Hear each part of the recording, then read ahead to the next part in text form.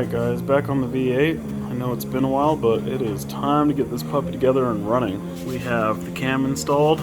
All 8 pistons are in their cylinders. We're getting prepared to install the new timing components and get the windage tray and oil pan back on the bottom. The goal today is to have a completely sealed engine.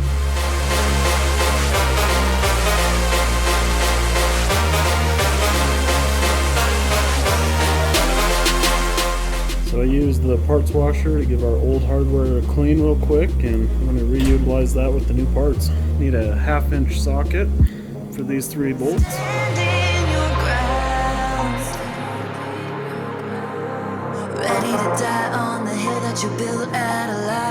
So in order to set timing on the Hemi V8, this slot in the center of this cog, at the top of it, there is a divot mark on the back of this gear, right there. You're going to take the singular, different colored piece of your chain and line it up with that dot on this gear.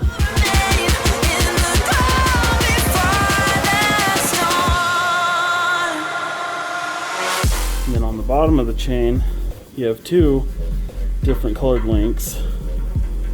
They're going to line up with the dot on the smaller crankshaft gear that is also keyed. So this little divot right here on the smaller crank, it does not line up with the keyed portion of this, but that's to set your timing to be correct. You want to put that dot in between the 2 different colored links. We were using the crank pulley bolt to turn the rotating assembly while we were inserting pistons and rods, torquing everything down, and to just admire the absolute beauty of this motor.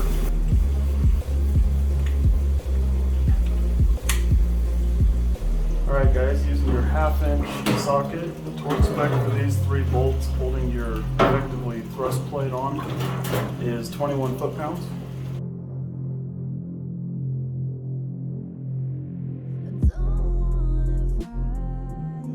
This slot in the center here is just going to line up with this dowel pin right on your camshaft. You want to put your chain on the cam cog first and then align it with this before you set this cog into place and insert this bolt. Otherwise you're not going to be able to get your chain on because this has 0 give.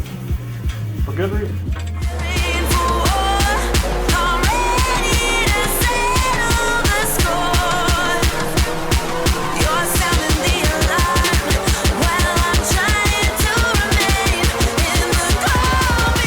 Now your cam bolt holding on your cam cog is going to need a 15mm socket to torque it down.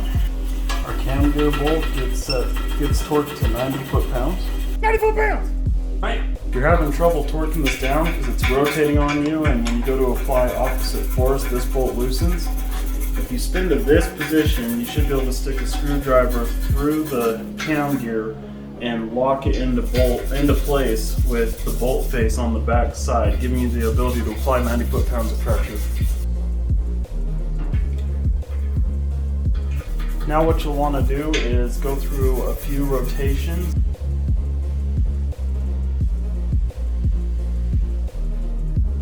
So this mark needs to be lined up with the singular discolored chain link.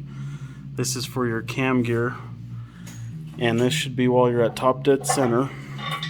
Remember that the closest cylinder to you when you're looking at the front of the block is cylinder number 1. That needs to be at the top of its stroke for top dead center. Have that mark lined up with the singular discolored link.